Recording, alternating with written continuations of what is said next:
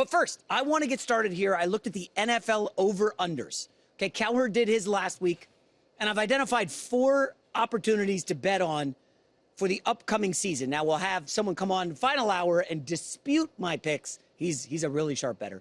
But let me get started with 4 NFL over-unders I absolutely love. Let's get started. Are you ready for this? Michael Penix and the Atlanta Falcons. I really like them this year. I know everybody loves Tampa Bay, and everybody thinks, oh, Tampa Bay's the team. Keep an eye on the Atlanta Falcons over 7.5 wins. Penix, not only was he with the team last year, but a full offseason. They've got the good run game with Bijan Robinson.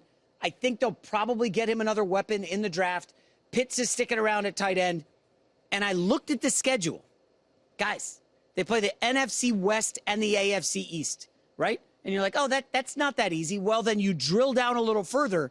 There's only 2 potential cold weather games for the Dome Falcons. At the Jets, at the Patriots. Also, those teams are not good. Everything kind of sort of lines up. On the road, outside the division, they have to play one team that had a winning record, and that was the Vikings. Their road games are easy. There's a world. Now, I know we were a little early last year on the Falcons. We were like, oh, he's a 12-win team. Didn't quite happen. There was the Cousins regression. Penix didn't take over until it was too late. The Falcons nearly made the playoffs. Remember that game against Washington late in the season? They needed it. Didn't quite happen. So I'm on the Falcons over 7.5 wins. Next up, an under, Detroit Lions. I'm so sorry. I got some buddies who are Lions fans. They were loving last year's ride. Jared Goff lives kind of sort of near me. I saw him on the beach with his wife recently. We have the exact same dog. I like Goff. I told him to come on the show. He knows Cowherd's a fan. It doesn't look great for multiple reasons. Number one, Aaron Glenn, defensive coordinator, was phenomenal, and they didn't have a ton of defensive talent outside of Hutch and the young safety from Alabama. Then they lose Ben Johnson. I know we love Dan Campbell, but guys, Ben Johnson was really the brains behind that offense, and I think there will clearly be a step back. Everybody would agree with that. But then it's how far is the step back? And again, this is unbelievable. But if you look at their schedule, it is definitely going to be one of the 4 or 5 toughest schedules in the league. These are their non-division road games. And there's a similarity between all these teams. The Lions play at Washington, at Philly, at Cincy, at Baltimore, at KC, and at the Rams. What do all those teams have in common? They all had winning records last year. I'm just telling you, that's an absolute gauntlet. Now, Washington will be outdoors. Philly is outdoors. Cincy's outdoors. Baltimore's outdoors. KC. Last year, I think the Lions had 1 or 2 outdoor games maybe all season.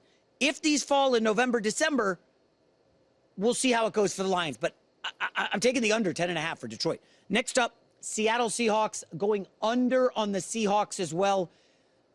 This could blow up in my face. The last time I went against the Seahawks, I had to shave the insignia on the side of my head. Won't be doing that again, that's for sure. Too much loss on the offensive side of the ball. Geno Smith, Lockett, Metcalf. I just think that's going to be very difficult to overcome all the newness. You got Sam Darnold. We'll see. Cooper Kupp, happy for him. We'll see. I don't love the Seahawks team. I don't think the coach is a problem. I like him a lot. They'll be competitive. I just don't see 7 or 8. I don't see 8 wins, so I went under 7.5. And the final one, and I apologize to all my people in D.C., because I got a lot of friends there, kind of grew up in that area. I'm going under on the Commanders. Under on the Washington Commanders, 9.5 wins. I know they blew away everybody. Oh, my gosh. How good was their... They went to the NFC Championship. How are they going to regress? Well, do you guys remember the Houston Texans? First year, shock everybody with Stroud, make a playoff run. Oh, my gosh. They were the most, I think, one of the most popular AFC Super Bowl picks this past season. They regressed. You get a year on tape on the rookie quarterbacks. There's the sophomore slump. I think those things are real. I mean, some of these things are kind of real. Like the team that loses the Super Bowl usually doesn't get back to the playoffs or the Super Bowl. That's like a real thing. I don't know how that works, but it always seems to happen. I see a little regression from Daniels. I think they won like 3 games at the buzzer. They had a very fortunate charm run last year. They're going to be good, but under 9.5 on the Commanders. Pick those apart, please.